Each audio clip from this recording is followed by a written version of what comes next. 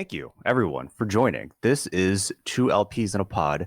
It is a recurring podcast series and YouTube series with myself, Andre, and my good friend Shawn. We have known each other for a long time, and we've talked about music for a long time, and we decided to make it a show. So here we are. And in the show, we share a concept or an overall theme or something, and we bring two LPs to the table. Although this is actually the first episode of two EPs in a pod. I have chosen favorite all-time EPs for this particular episode because I like talking about music that I already know. Shawn, how are you, my man? I'm doing well. I'm very excited for this episode. And I didn't have to, but I chose to look up what is an EP. EP stands for extended play. Oh, did you not know that? No, I knew this, but I thought, what are the reasons? What are the ways? Like, why? Why do we have EPs? And it's just supposed to be somewhere between a single and an LP or a long play, which we would call an album. And EPs are just kind of this weird thing, right? In fact, at first, I had a hard time thinking of a bunch. Like I can think of thousands of albums for us to talk about as topics, right? But EPs, if we are going to do honorable mentions, I only have like 6 or 7 here out of like a lot of research and asking my friends and stuff like that I did. So it's kind of a obscurity in recording, wouldn't you say? So I kind of agree with you that EPs, I think I don't give them as much respect as they deserve. Like I'm on top of all of the albums that release in the year that I'm in, but if like a hot EP releases, I'm like, oh, I'll get to that whenever. Like I don't really prioritize it as much. Yep. So my list of favorite all-time EPs is also a little bit low. But I do have a list of honorable mentions. If you want to get into that, we could. I'll let you start since you brought it up. Sure, and I have it right in front of me on my phone. So some of the ones I thought of were Alex Leahy's B Grade University. That's actually how I got into her. I heard that somehow recommended on Spotify or YouTube or something. Yeah, she was in my albums of 2023 video, which everybody should check out on my YouTube channel. But an earlier work of hers was called B Grade University, great EP. The Smashing Pumpkins have an EP called Lull, which is very good. It's not on Spotify. I had to listen to it on my old iPod, which is also how I was able to mine my choice of EP for this episode, and I'll explain that when we get to it. The band Ann Horse had an EP called Not Really Scared, which I have physically on a CD, but it's not particularly noteworthy because I believe every song or almost every song from that EP made it onto their debut album. There's a band called the Gloria Record. They have an EP called A Lull in Traffic. This is some of the members of the band Mineral, which was a Austin emo band, pretty influential from back in the day.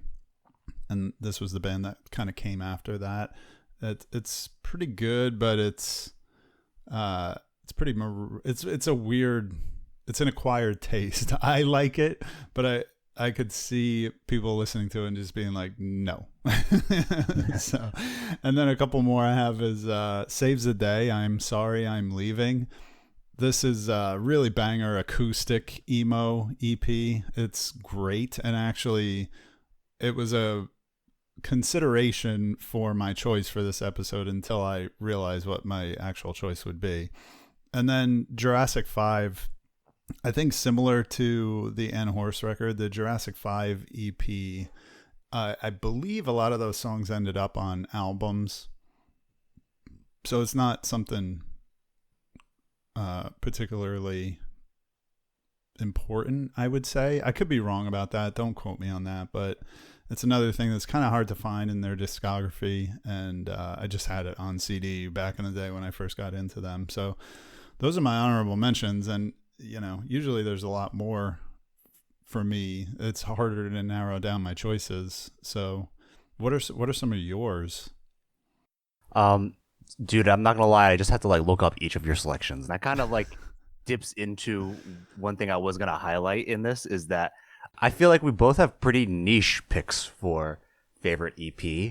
Um, Maybe that just like lends itself to the way that both of us are looking at EPs. Like, I can't really put it into words. Like, just Oh, because we like I'm what? sorry to cut you off, but I have two more that popped into my head that if my Go friends for watch it. this episode, they'll yell at me for forgetting them. The Impossibles 4-song Brick Bomb is a 4-song EP that the Austin ska punk band The Impossibles put out. It was one of their last works that they did, so and it's very good. And the other one is the band Biss, Music for a Stranger World, is an excellent kind of quirky dance pop. You would probably like it. And if I'm not mistaken, it is on Spotify. Yes, I'm almost All certain right. it Well, is. So check it I out. stay looking up the things you've suggested. Very good. All right. Sorry. Those two popped into my head and they weren't on this little notes list that I had on my phone. So, um, so I will list off my favorites and then go back to what I was saying. The others that I would highlight as favorite EPs. Have you listened to Boy Genius? You know who they are? I know who they are, and I actually wanted to do a follow up. I did listen to Phoebe Bridgers. I listened to The Punisher, but I have not listened to Boy Genius. Okay, we can get to that because I also have something to follow up on. But Boy Genius, they released their debut album last year. I love it. It's great. It's on my year-end list, so go watch both of our lists if you're interested. Yep. But before they released their debut album, they released a debut EP, which is fantastic. Prospects March by Coldplay, which is like the companion EP to Viva. What's that called? Viva La Vida. Yeah, I think so. I haven't heard that album in a while. Yeah. So that's a really good EP. Coldplay is like one of those bands I'm just really nostalgic for. Do you know Rina Sawayama? Yes. She is awesome. She also has a debut EP. I think it's titled Rina. And Yeah, that's I was fantastic. really into that when it came out. Now that you mention it, I There you loved go. that Well, that's one I Yeah. know that is one of your ones you like. And then a couple others that are pretty random, like similar to yours. Japanic Attack is like a local band that I saw a long time ago, and they basically only have an EP, but it's like 20 plus minutes. Like in Okay. this day and age, you could call that an album. Right. And then Right. Culture Vulture also has an EP titled Girls Night. They're a band that our good friend Alex, I saw Japanic Attack with Alex, and then he recommended Culture Vulture to me more recently. So I Well, don't know if it's like, go ahead. can I just throw in, since you mentioned that the Japanic Attack is long enough almost to be an album? Can we talk about Daytona real quick? Oh, sure, yeah. So, I had a thought that 'Cause you were thinking about that for I a while wanted for to this do. episode. Yeah, I was thinking my favorite EP is Daytona by Pusha T, but it's not unfortunate. It is what it is. It is classified by him as an album. So I'm not about to come on this show and say my favorite EP is Daytona. That's fair. I respect You know what I that. mean? Yeah. He calls it an album. It's a freaking album. So it's a great album, and maybe I can cover it for some other topic in the future. But that was kind of a funny rabbit hole to go down. I'm like, come on, it's like 20 minutes long. It's an EP. Like, no, it's an album. It's just a very short album. You know, maybe we're like afforded this opportunity because EPs are shorter, so we have more time. But now you're making me think of another one. Keep going, man. That's great. There's a release called Clear by the band Periphery. And it's like 35 minutes. Like it's definitely long enough to be an album, like no ifs, ands, and buts. But they call it an EP. And I fucking think I thought it was longer. It's okay. It's like 29 and 50 seconds. So it's like almost 30 minutes. But still that's pretty long. Yeah. I could call that an album. It's longer than Daytona. But they call it an EP. So yeah. Very good. Sorry, what were you on when I cut you off about Pusha T? So I really just don't know how to quantify this. Like, a lot of the bands that those favorite EPs you listed, like, are they like local bands that you know? Like, are they like independent bands? Like, how do you know all those EPs? None of them are like local bands. I mean, you've heard of the Smashing Pumpkins, right? Oh yeah, No, that's like I'm the just only messing one. with you. And Horse was a band. They were like an indie rock band that they haven't been active for a really long time, and they only have 2 full-length albums. I've discovered them because they opened for Tegan and Sarah the first time I saw Tegan and Sarah. That's cool. The other ones, like the Impossibles, are just this. They're kind of a cult ska punk band that my friend, Frank, my friend Frank and Lewis from Letterbox, they got me into this band back in the day, and we actually saw them live while they were still together, which was pretty cool. So yeah, not huge, massive bands for sure, besides the Pumpkins, but yeah, even Alex Leahy, she's not like a massive star, but Yeah, I mean, do you have? I'm drawing a blank. Like, do you have? Can you think of a reason why both of us have just come at this with such niche picks? I think because EP, like I was saying earlier, EPs are not really a vehicle for getting your music out there, and they kind of never have been, right? Like, I wonder what are some of the most famous EPs. I can't even think of any, right? People think of singles and they think of albums, big hits, whether it's a one-hit wonder or a band that has a million different hits. Those are singles. And then albums, right? All-time great albums.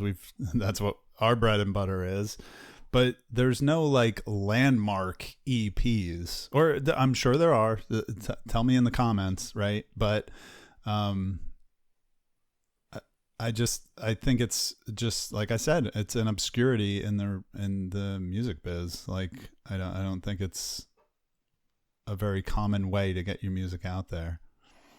That is true. It's the pool of selection is probably a lot different than when it comes to albums. And the main reason you would release an EP is because like you're an independent or up and coming artist and you just don't have the bandwidth to release an entire album. Especially not for your first go around, right? So plenty of I forget about the EPs you list just because I didn't know them. Sorry, but a lot of the EPs I listed were like debut. I mean, Boy Genius is pretty big. Rena is pretty big. They have like budget, but those like lesser known artists, those were just like the only means those artists could release music, right? Like there's kind of no point in releasing a single. It's too much effort to release an album. Just release some EPs. And one more. Sorry, I have one more tangent. Do you know the artist Burial? I don't think so. He's like I don't really know. It's like called like Future Garage or like it's like he's an electronic artist from England and he's actually really popular. But he has an interesting. I would love to do some kind of case study or something because he only has 2 albums that are pretty popular, but he has like a dozen EPs and he's like one of those artists, maybe the only artist to me that has like a really satisfying discog built on like a pile of EPs. Like I actually think the albums are a little overrated and the EPs are really cool. And he just released one this year, like he's still doing it. So that's like an electronic thing. I don't know. Yeah, no, what's so funny as we have these conversations, it's like walking down a hallway, opening doors for each other, because you just said something that made me think of another artist who predominantly releases EPs, and that's Queen Herbie. I don't know if you're familiar with her. She's kind of she was in the group Carmen, which was like kind of like a pop duo with her husband back in the early 2000s. And then she started, like, she's always been a good rapper, so she started putting out these rap EPs as Queen Herbie, and they're just called like EP1, EP2, and so on. I see. Wow, she has like 10, more than 10. Yeah, they're pretty good. Wow, some people just do this. They just release a bunch of EPs. Exactly. And I will tell you, you made me think of another thing. One of my other favorite EPs of all time is the Wing Diver EP, which I released. And the reason it is an EP is because that's all the songs I could write at the time. That's all the the creativity I had in me. It was based on a theme, and that theme was complete within those 5 tracks. Or is it 6? I don't remember. But within that set of songs, I made the statement I wanted to make. I told the story I wanted to tell. And that's why Wing Diver, which is available on Spotify and all other major streaming platforms, is an EP. Yes, Context Wing Diver is an EP, is a project by Shawn, so he is clearly biased in recommending it. But no, I'm just joking. It's definitely worth a listen. I'll link to it. I usually do in all like the videos, anyways. But yeah, that's you're coming at it from the angle that we were just saying. Like, you know, an album would be album is a lot of work. You know, no lie. So an EP is just like a kind of more sampler type way to kind of put yourself out there. Yep. Okay. We've went on many tangents. There is one more that you have at least listed in the document, so it's not. I won't call it a tangent, but follow-ups to the previous episode. You want to? Yeah. So this is a segment I wanted to add to the show because there's a lot of things like these discussions that we have go on these glorious tangents and side That's conversations. one way to describe them. That I think it bears like some value to just say, hey, remember that thing you recommended in the last episode? I listened to it and I liked it. So I have two things that I wanted to touch on, and one is that I finally did listen to is it Punisher or The Punisher? I can't remember. I think it's just Punisher, the red one, red and blue one. By Phoebe Bridgers. I liked it. I wouldn't say I was like over the moon in love with it, but really? That's a high bar, but I do love her so much. I mean, I liked it a lot. I don't have too much more to say about it other than that I found it enjoyable. I did like her lyricism, the kind of ironic smarminess that we talked about in the last episode. I definitely enjoyed that. And the other, just to completely pivot to the other topic, is the Judy Sill movie. And by the way, I listened back to our Judy Sill episode, and I said Julie Sill a couple times. You did say that like once, I think. Crawl into a hole because I'm like, that happens, man. Wow, I'm talking about how much I love this woman and her work, and I said her name wrong at least once. So apologies to Judy Sill. Mistakes are made. But the movie came out, which is it came out in April. It is April. Yeah, it just came out last week, and I opted to buy the DVD, so I pre-ordered that. It showed up last week. I've only watched the movie once, but it was excellent. I'm going to watch it a few more times and probably do a YouTube video of my own on my own channel just dedicated to reviewing that movie. So be on the lookout for that. I'm looking forward to that. Yeah, I would recommend it. What did you just say? I think I missed it. I was just I'm looking forward to you reviewing it. Okay, thank you. Yeah. And I would recommend it, man. It's on Amazon if you just want to stream it, or okay. I just got Amazon for the Fallout show. So hey, there you go. So, I don't know if it's on Prime, like free to watch with Prime. You might have to pay to rent it. What is it called? Oh man. Genius of Judy Sill or no? Something, yeah, it's something Angel, the Genius of Lost Judy Angel. Sill. Okay. Yeah, okay. Lost Angel, the Genius of Judy Sill. Can't recommend it enough. It's very dark. It goes into the dark stuff in her life that we made a conscious decision not to go into in our podcast episode. So just be wary of that. It's dark. Okay. Well, thank you for the reminder. Prime Video. I'll check it out later, but I'm definitely going to remember it while editing this. Good to know. I love Phoebe Bridgers, so I'm glad you were able to check her out. If you are still interested, she has one more album called Stranger in the Alps, which is her debut. Okay. I even like that album a little bit more than Punisher, so do with that what you will. The follow-up that I have is that I listened to the second Elliott Smith album, which is his nice. eponymous or self-titled album, Elliott Smith. I like it. This doesn't have to be a tangent, but you were concerned that like I would like give up after the debut album. This is pretty similar to the debut album, man. It's not like a 180.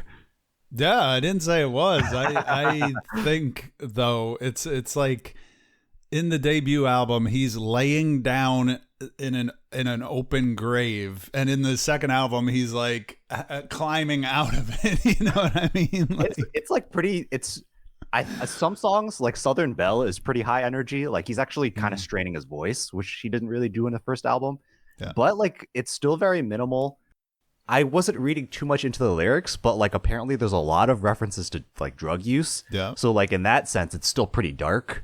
Um, but I mean I like it. I'm not complaining at all. But Is it was just Needle like, in the Hay on that album, or is that a later? yeah, I love Yeah. that. That's the first song. That's a really good song. Yeah. But to your point, great song about, some pretty dark stuff. If Yeah, you yeah, couldn't yeah. tell just by the title of the song. So yeah, I appreciate that you check that out. Now, will you go further into his Yeah, discography? man. I'm not gonna like. I like him. Cool, good, awesome. Well, we'll follow Well, up what do you in the Can future you on give me like a more. quick? Sorry. Like what's your favorite Elliott Smith? Um, Does it still get better from the second one? yes. Okay, Shoot, okay. I'm gonna have to give me 1 second because I want to look. Because I was about to say either or, but I don't think that's the right one that I'm thinking about. That is his next one, and it's his highest rated one on RYM, based on what I'm looking at. They're all really highly rated. Well, that's where I get all my opinions from Rate Your Music. Oh yeah, of I'm course. basically an RYM bot on this show. Yeah, the streak from the self-titled album through Figure 8 is all. I mean, that's the bulk of his discography, to be honest with you. So yeah, just keep going, and you're in for a treat. Keep you posted. I'm surprised that this is a great idea for a segment. I don't know why. Like I just thought maybe because it was an EP episode and it would be a little shorter that you wanted to include this, but I'd be down to include something like this each time. Yeah, that's what I was thinking. Let's do it. This is a new All segment right. officially approved. Follow-ups from previous. Maybe we need a more catchy name, but the concept and the spirit I love. All right, you were ready to get into it? Hell yes. Let's EP go. one, 20-minute intro. All right. So, favorite EPs was my suggestion. I will kick us off with my favorite EP, which is titled Mirai Sekai, in English, but that's the Japanese pronunciation because it is Japanese for future world. It is an EP by the artists Varien and 7 Minutes Dead. So independent solo artists that collabed for an EP, released in 2014. The label, I think, is just Monster Cat. You have Monster Cat Instinct, which I'll get into. And it's a 4-track EP. I listened to this. It's funny. I was thinking like I feel like the first time I listened to this, it hit me in a similar way that Judy Sill seemed to hit you. Like it just kind of blew my mind on impact, and I just was in that kind of, I don't know, like I had like a fucking religious experience. I wasn't like under the influence of anything, but this shit just like blew my mind. Like it's like an electronic EP. Like Monster Cat is a label that I really like. I kind of like listen to it a lot as like a kid and in high school, and I still really like them, and they still do their thing. And Instinct is like they have like a few different labels now, and Instinct is kind of like a more chill. Like Monster Cat releases a lot of like hardcore like dubstep music, Oh, okay. Okay. but they do stuff like this as well. So I kind of like just umbrella label it EDM, but I don't really know what other genre like progressive electronic like, but that's a genre that I don't really associate with this. Like it's kind of like very heady EDM. Like there's kind of like a concept in this thing where it's called Future World, right? So it's like the Yeah. title tracks are Neo Soul, Neo Tokyo, Aeon Metropolis, and then there's like an outro track. So it's like you're transported to this future world, and there's like cyberpunk, Blade Runner esque music. And then it's over in like 15 minutes. But it just goes so hard. And like for all of the episodes so far, I've had to like sit down and listen to all of the releases. I listen to this EP like several times a year, just like on average. Like it's in my gym rotation all the time. I'm intimately familiar. I haven't listened to the outro in a while, so that was the only thing. But this, Yeah. like, I love this EP. It's fucking awesome. So you kind of told me what you think already, but I'll hand it off to you. What do you think? Yeah, dude, I listen to it several times a day. I listen to it several times today, actually, because even It's on, new to you, but I listen to it all the time already. yeah, on Spotify, we should mention as well, there the 4 tracks separated, and then the 5th track is a continuous mix of Oh yeah, it's I love just that. all All four the songs tracks separate to each together. other. That's one thing. Yeah. Yeah, so I would love to kind of study this recording a little bit deeper because I had a similar experience to you where I played this actually on speakers, and I'm very glad I did. I was in the room that I'm in now, which is my podcast and music recording studio. So they're not great monitors, but I have, studio monitors in here. Oh wow. And I put it on, and I don't have a subwoofer. Don't you say, oh wow, it's just Amazon, speaker Oh, monitors. okay. But my point is, it wasn't like on my phone or headphones or a Bluetooth speaker or something chintzy. And I put it on, and as soon as the beat came in, I was like, oh, what's going on here? And I cranked it. Right. And I'm like, damn, this is good, right? And then that first, where the beat drops out and the Vocaloid kicks in, I was like, holy shit, what is this? And my wife came out and she was like, what are you listening to? Dude, it was crazy. Oh, so Eileen really liked it as well. Yes, yes. Oh wow, that's so And I random. was I'm like, glad you guys are into it. yeah. So I was playing it. We listened to the whole thing. I was like, this is the thing Andre picked for the podcast. And I got to tell you, bro, I've been hooked on it ever since. And I want to find out why is this pushing our buttons so much? This shit has made me cry like a lot. Dude, yeah, it's made me. I had a religious fucking experience the first time I heard it, man. It really blew my mind. Yeah. So I really want to to be honest, I want to steal from it. I want to find out what are these chord progressions? What are these melodies? What are they doing to my brain that when I listen to them, it brings me to tears, almost reliably, especially the first song and the third song. First song and third. Oh, dude, I love the second song. That's funny. Second song's great. I love all three. The top three, yeah. Yeah. So I mean, we should get into the kind of the flow of the EP. Is that it starts unassumingly enough with just a bass line, and there's a little bit of a spoken word clip where one character says, "Where are we?" and the other character says, "The future." And then the beat drops. It's a little cheesy, I'm not gonna lie, but yeah, but as we're both anime fans, I felt right at home when that was yeah, happening. for sure. And then you're just kind of in cruise control again with that steady beat, and then that Vocaloid part kicks in, and you're taken into the stratosphere. The synths after that Vocaloid part lift you even higher. And then the second track, I don't know how they do it though. The second track slows down so much that it's just a feat of composition and musical production that they were able to bring the tempo down so much but still keep you completely locked in and engaged to what was going on. And there's more Vocaloid stuff, but it has this kind of marching, I don't know, man. It feels like a progression, like you're still moving. You're not soaring into the stratosphere, but now we were kind of just marching forward.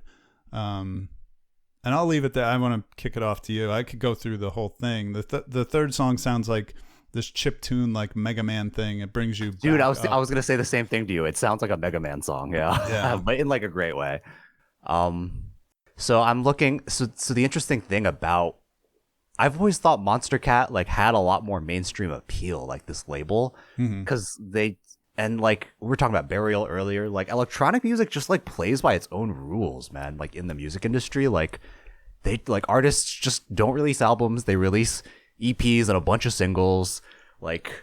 there's like a million genres. It's kind of like harder to decipher, I feel like. And Varian and 7 Minutes Dead, you can certainly check out their other work. They've collabed with other artists. They've never collabed together again, which is unfortunate. Like, I'd love for them to follow up on this.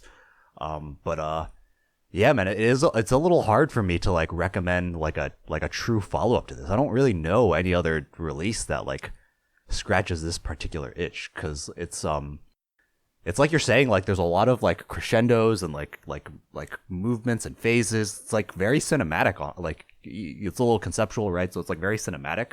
But like I was saying, this is in my gym rotation all the time. Like these songs go so hard. They're fucking awesome. Yeah, there's always like one song in my gym rotation. To me, this is like the definition of goes hard. Like that expression was made for this EP. And I listen to it a lot when I'm working. It really kind of locks me into concentration. Oh, it would distract me, man. There's no fucking way I would get so distracted. A lot of people I work with tell me that kind of the same thing. I guess it's just, can you listen to music while you're working? I listen to a lot of music while I'm working, but if it's something I really, really like, then that's going to distract me. That's fair. Maybe I'm just not as hard of a worker. I don't know. Working is like when I discover a lot of music, listening to it for the first time. Fair. I'm not going to immediately like it, probably, unless it was this. And I will say, I do listen to this kind of music a lot, just like you. Sorry, we haven't like really. This is a very different genre than we've brought to the show before, too. Like this is really kind of like EDM. True, and there's a lot of micro genres, I would call them, and I have one of my favorite playlists that I listen to a lot is chill wave, dream wave, and there's all kinds of. So this would kind of be chill wave, I guess. I think synth wave is what Monster Cat is calling it on like the Monster Cat wiki. Future whatever, not future funk, but there's another one. Future bass? No, I wouldn't call this future bass. See, this is what like I don't a million genres. I don't care that much. Really I don't want to get into it.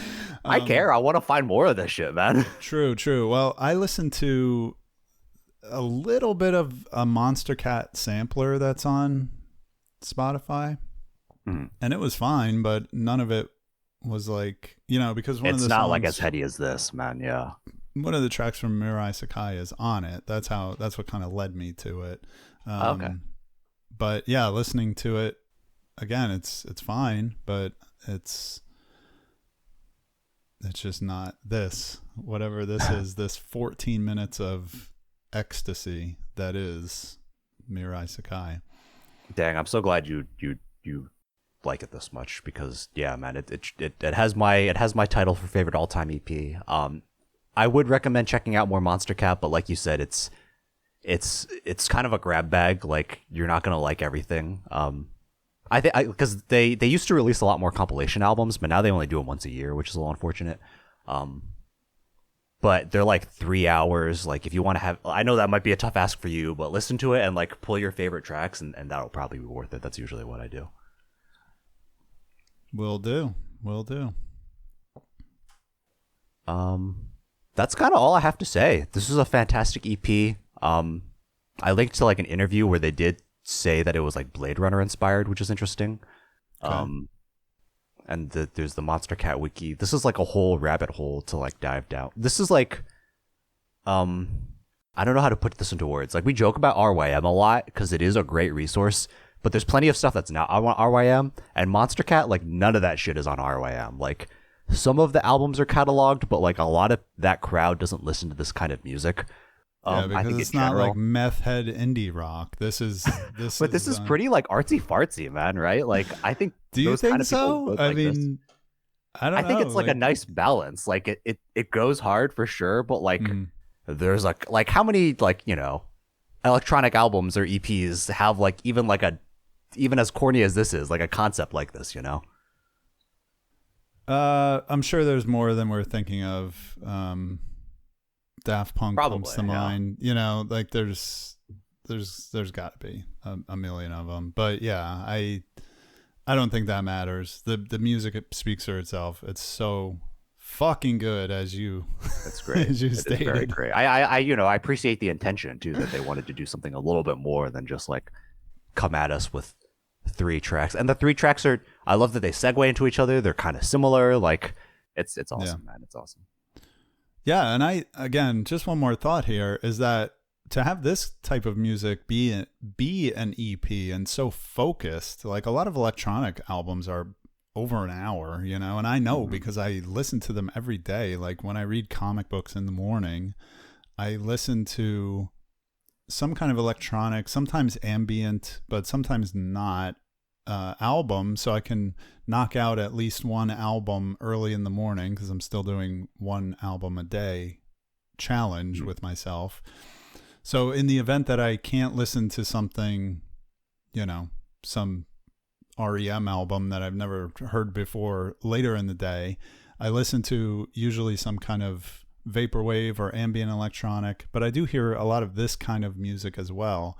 And it can be hard if I don't want to listen to an album that's over an hour long to find Mhm. one that's on a little bit of the shorter side. Now, again, this is an EP, not an album, but it's unique in a sense that I don't see, you either see single tracks that people are making to get playlisted, or you see these long ass albums. And for this to be an EP and to be so good and so focused and just so purposeful Mhm. is just another one of the things that makes it so amazing. Yeah, it's awesome.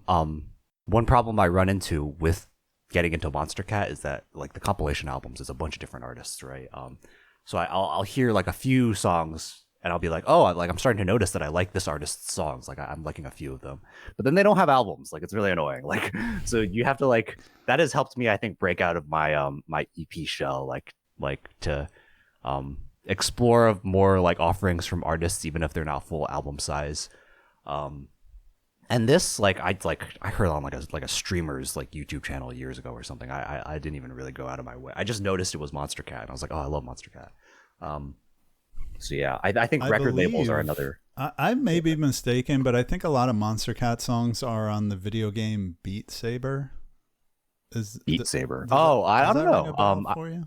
I know that game. And it looks fun. I haven't played it. I Yeah. know that they've collabed with Rocket League, so like Hmm. they have like Rocket League themed albums or something. So probably they use their music in Rocket League. So yeah, they're in that world for sure. Cool.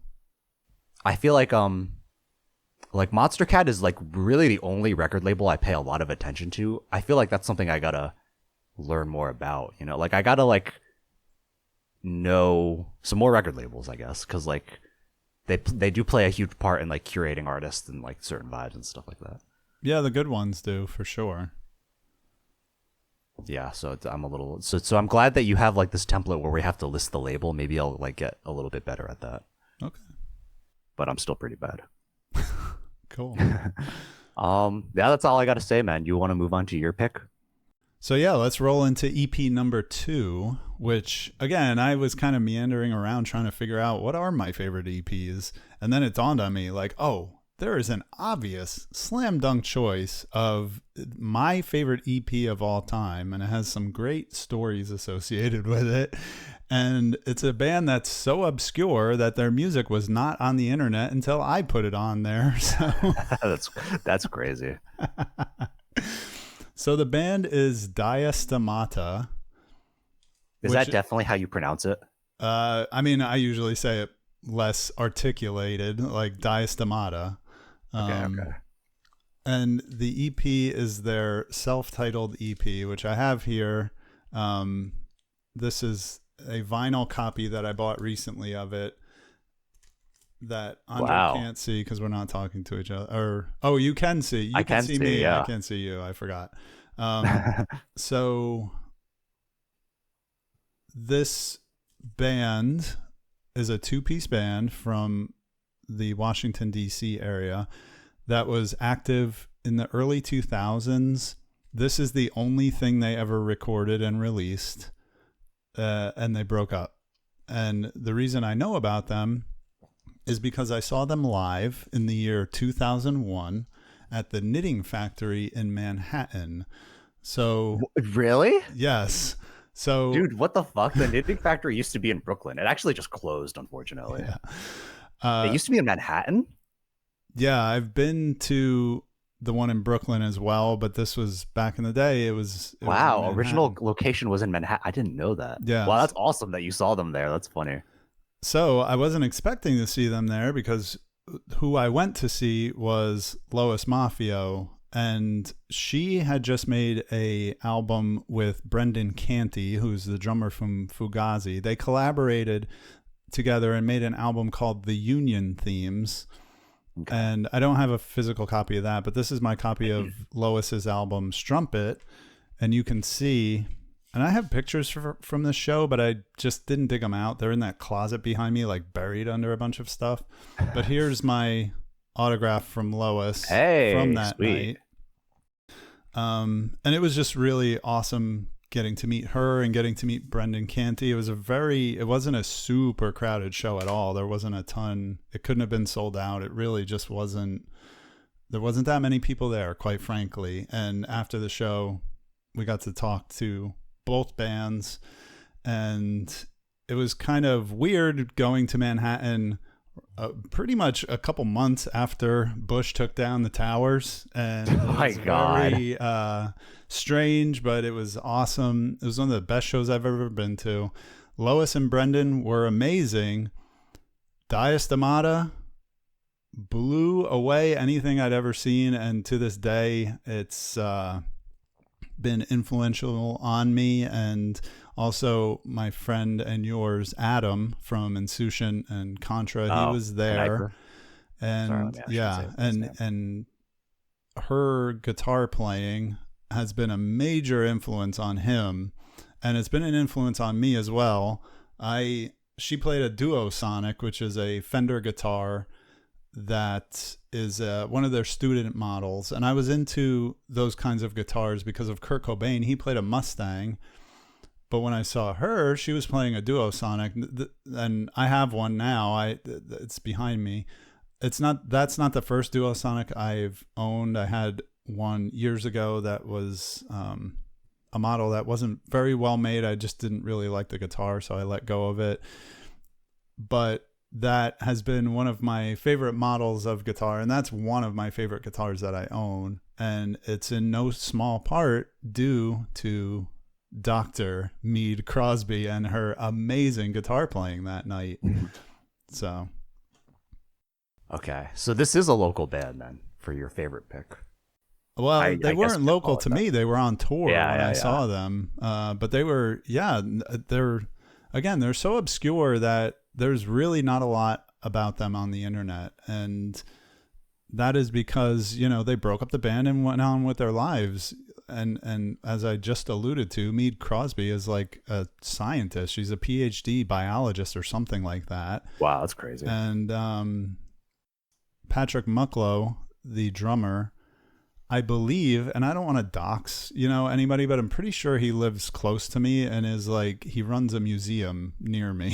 So I did find him, I believe, and I requested him on LinkedIn, and that's as far as I went. I was thinking about emailing him to ask him about the band, but I thought, you know what? Maybe these people don't want to be bothered. Let's just, Yeah, sure. let's just leave them alone, and we can do this episode. Maybe they'll find my upload of this EP on my YouTube channel. Maybe they'll find this episode, and Dang, 20 years ago at this point too. 23 years ago. That's crazy. yeah. And in the video that I linked, there again, very little written about them, but there was this cool WashingtonCityPaper.com. Oh, I didn't see this. I only saw the thing that you linked that was hosted by the label. Yeah, if you read that article, it's a pretty neat, like there's a little bit of insight into the songwriting process and how they met, and they were on tour in this like beat up hearse, and there was all kinds of problems with the vehicle, and they recorded this EP. They went on a couple of tours. They planned to do an album, which if they recorded it, they at least never released it. And that was that. So, which is a shame because her guitar playing is astonishing. And I can't express enough that to see it live, 90% of the time you go to see the band you bought the tickets for. In fact, sometimes I go to shows and I don't even know who the opening band is. I don't care. I don't know if there's an opening band. But every once in a while, and Horse was another one, when we saw them open for Tegan and Sarah, it became one of my favorite bands. But to just see these two people who were in their early 20s at the time, just a guitar and a drum set, come out there and make the sound that they did was, again, it was life-changing. It blew me away. It was a religious experience.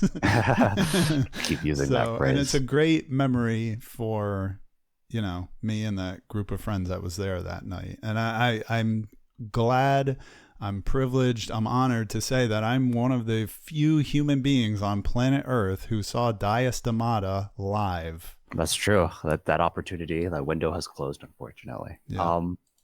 I think this is a really cool EP. Yeah. It's you keep mentioning the guitar playing. That is definitely a really cool part of it. It's like very mathy. Yeah. The production quality, like even though it's like, I guess independently released, is pretty nice. Yeah. I feel like it has like some indie and alt rock vibes too. Like it definitely kind of sounds like a '90s album, even though it was released, or '90s vibe, even though it was released in 2001. Math rock is like an interesting. I feel like we haven't really had a chance to discuss this genre because it wasn't as big of a thing like when we were at the Pound, so we haven't like discussed it at length. Like, yeah, it's a genre that I really like. I mean, I just like artsy fartsy music these days. So like, anytime someone is just like doing weird shit with a guitar like this, like it's cool. Sometimes it can go too far. Like it can be masturbatory. Like I know that's kind of like a common complaint. Yeah. But it's really well done here. Like it's kind of jangly. Like it's an interesting release for sure, man. I'm glad you put me onto this. Awesome. And you brought up another thing I wanted to talk about that I forgot to put in the notes, was that at the time, you got to think of what was going on at the time. In 2001, like Maps and Atlases hadn't started making music. They're one of the earliest math rock bands that I can think of that I ever got into. Midwest emo did not exist. You didn't see people playing guitar like this. The only thing I could think of, and again, people correct me if I'm wrong in the comments, but two-hand tapping guitar technique. Again, we didn't have Marnie Stern wasn't around, Hella, all Van this Halen stuff. That's what I was going to get at. The Van Halen. Oh, you're wearing a Van Halen shirt. Was in the metal and shred category. This was not. They're not indie rock, man. They're not punk. Well, they are kind of punk influence. Sorry, I'll walk that back. Yes, Van Halen has a lot of punk influence, but they're a rock band. They're a metal band. They're not an indie band. And again, when you in the late 90s, 2000s, there was still a heavy alt rock, a heavy grunge influence on all the bands. This kind of stuff just was not out there. As like, you can go on TikTok now and you'll see a million kids playing Telecasters and alternate tuning, doing tapping stuff, right? It just wasn't out there at the time. So again, like the math rock thing, I didn't even know, I don't think I'd ever heard the word math rock when we saw this band. So in fact, I think Lois Mafio, the artist who I went to see that night, was so impressed that she was like, "That what did I just witness? It was some kind of prog banjo music." Oh, wait, she was playing a banjo? No, she was just she was characterizing it that way. I could see that, I guess, as a comment. No, she played a Fender Duosonic guitar, as I previously mentioned.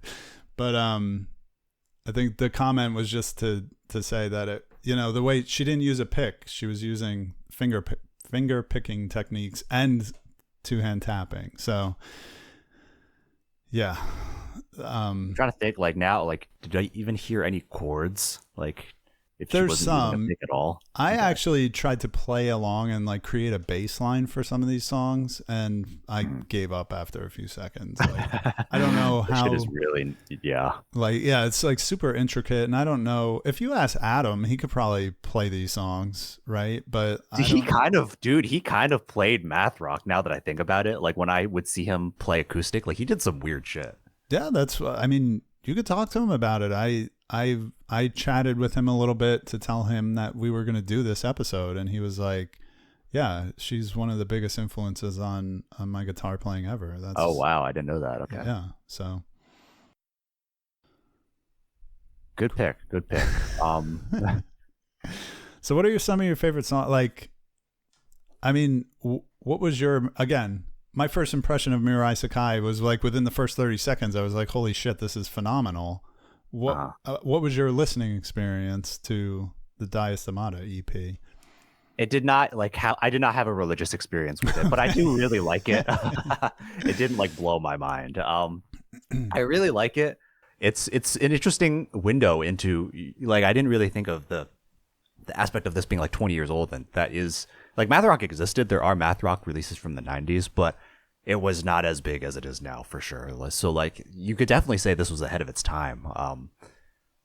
It's it's fascinating. Like I wish I couldn't check out the lyrics because they're not online, but like it's a Yeah. really interesting like listen. Like and I could because I just listened to it on like YouTube. I couldn't really pick out the songs unfortunately. I probably could have if I tried harder, but I just kind of like let this thing play out Yeah. every time I put it on. Um, I liked it, man. Yeah, like I don't have that much more to say honestly. I enjoyed it. It's definitely worth a listen. Like especially if you're into like some people like this whole fucking genre is like their entire personality, man. So like definitely for Yes. those people, this is a no brainer. Um, it's not emo. Like I think like math rock and Midwest emo get like mixed, just got like packaged Yeah, together I a lot of the definitely time. lumped them together. Yeah, Like yeah, but earlier. there's different worlds of math rock. Yeah. This is more like alt rock, I would say. Alt rock version of math rock. Yeah. But I would agree with you that if you like tiny moving parts, you're gonna like Diastemata, and if you like Hella and Marnie Stern, you're gonna like Diastemata. Like Yeah, yeah, yeah. if you like this kind of guitar stuff, it's absolutely worth checking out. And the only place to listen to it is Currently. youtube.com/Greg. Wait, so who did you buy a CD from? The record label? So Or you bought an EP actually? I bought the CD that night at the show. Yeah. And I thought, now you will remember, and I'll let our listeners know that when my wife and I moved out of New Jersey in 2015, I gave away most of my CD collection to my friends. You may have a couple I have a lot of of my them, yeah. old CDs. I wonder if you have Diastemata, because I don't have it. I looked think through. I could check. I have some CDs in Jersey. Like, no, I don't have all. It's funny. I was looking through my CDs and I saw like the Beastie Boys debut, and I was like, I don't have this. Like, Nice. did Shawn give this? I was like, this is sick. Like, I'm so glad I took this. That's awesome. So I have one box that lives in the closet behind me. That's where I found this Lois CD. And I was pretty sad that I didn't have this Diastemata EP on CD. And I was panicking because I was like, oh man, how am I going to get this to Andre? Luckily, it was not only on my iPod Classic, which is starting to get wonky, but it was also, I had already ripped it off that iPod and put it on this old laptop that I use sometimes. It just happened to be on there, and I was like, thank you, Shawn from the past, for taking this, either whether it was off the CD or off the iPod or something, and putting it just on this laptop. So I had it on the laptop. That's how I sent it to you, and that's how I put it on YouTube. No, but did you buy the EP more recently? Yeah. So this record that I bought, I got this off Discogs. So there's a few copies on Discogs. This was the cheapest one. This came from the UK. It cost me about $20 out the door. So I know Discogs, but I don't really use. Is it like an eBay? Like someone. Like yeah, they didn't press it's this like just for you, right? it's like a record collection website. But there's This a is like a used marketplace copy. on there. Yeah. Yeah, it's Oh, a okay, used copy. okay. I just put it in this plastic sleeve. I bought these sleeves, so it would look nice. That's crazy that like so they got a little far. Like if people have their EP and are reselling it online, like there's plenty of like artists that haven't even reached that point. Yeah, well, that's true. They're not so obscure that They're pretty obscure, but they're like not like like nobody knows them, I guess. yeah. Well, again, I'm proud to be the only place where you can stream this thing. So definitely check it They will out. come back. That would be cool. All right, man. I think that's everything I have to. Oh, well, one last thing is we have to pick the next album or next theme. But No, I anything know else you got to add about our picks? no, but as far as like our episodes thus far, we've done some episodes where I've liked both, but this is this is the episode where I listen to these things so many freaking times. And it's funny because I made a couple comments in our last episode about how sometimes if I'm not really high on an album that we picked, I'll only listen to it a couple times, and I shouldn't do that. I should put more effort into it. There was no effort required here. I must have listened to Mirai Sekai a couple hundred times, and Diastemata not too much, not as many, because it's more Because of you already know it. Yeah. It's not only that, but like Mirai Sekai is like kind of a one size fits all. I want energy kind of thing, but Diastemata is a little bit more contemplative. You got to be like a little bit in the mood for it. I think this is great background. Like I could easily listen to this like at any time. It's not as like banger like it does go hard, but Yeah. it's more easy to put on in the background, I think. And we didn't even Some of really the songs talk are about slower. her great voice. She has this like kind I didn't know, like I didn't really realize it was two of them. So she is singing and playing guitar. That is pretty Yes, fucking. That's yes. legit, man. That's fucking legit. She's singing while she's doing all that shit on the guitar. Yeah. And her voice is great. She has this kind of smoky, sultry voice, very smooth. And I like her lyrics a lot. And again, I would recommend reading those articles I have linked in the YouTube video, but she talks about how she likes a little bit of obscurity in the lyrics. So one of the things, the second track is called Idiot Savants, and it has the line, "All my sons are idiot savants." And I don't know what that means, but I just love the way she sings it, the melody to it. And the lyrics I don't think they're so obtuse that you wouldn't get anything out of them, like some bands are like that, but with this one there's little hints of what she's trying to get at, and there's imagery, like and I really appreciated that. Like the guitar playing alone, they could have been a hella band, they could have been instrumental and it would be awesome. They are pretty similar, you know what I mean? So regard, yeah. but having the lyrics added, that's just another crazy talent that she has. It's a more chill version of Hella. Can you imagine what an elite human being they both probably are, but her especially, to be able to play guitar like that, sing like that, and just be like, nah, this isn't my calling. I want to be I'll be a fucking doctor. biology PhD. Like I'd rather be a scientist than be one of the greatest guitar players that ever lived. You mentioned Tiny Moving Parts. Dude, that guy is insane, man. I've seen him live, and great. that music is more high energy than this. Like he's like jumping up and down. Yeah. He's like sweating his ass off like 2 songs into the set. Like yeah, man. Math rock artists are built different. Yeah, definitely. All right, cool. Well, let me pull up the list so we can have a little powwow. I love that we do this on air. This is such bad radio. This is your free reign now. Now, dude, it's funny. Now you like it finally got through to you why I like using the show to like pick my favorite albums. Yeah, definitely. I did have to like expend my favorite EP. Like I had to like bring out the big guns. Yeah, I'm wondering. Okay. But I would be down for discovery because the next time I pick a concept or like a topic, I'm gonna go big. Every time I look at this list, I see live albums, and I wonder how you feel about that one. That's cool. I've thought about that one as well. All right, let's knock that out. That's a major theme. A lot of fantastic live albums. A lot of artists are known mostly for, think of Peter Frampton, like his live album is what most people think about when they think about him. So yeah, let's do a live album. I'm not going to say favorite because I don't know if I'm going to go with a favorite or if I'm That's going to fair. try That's and fair. discover one that I've never heard before.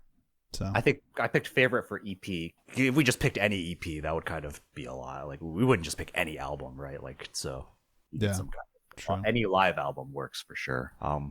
That sounds good to me, man. I'm sure we'll touch on it, but yeah, like live music, like there's so many times where you like recontextualize something or like something even more after seeing it live. So Yeah, or you know what I love about live recordings is a lot of times you can figure out lyrics that you didn't know before because they sing them so really, much more I feel like it tends to clearly be harder sometimes. live because like the mixing can be a problem, and it's just ours like.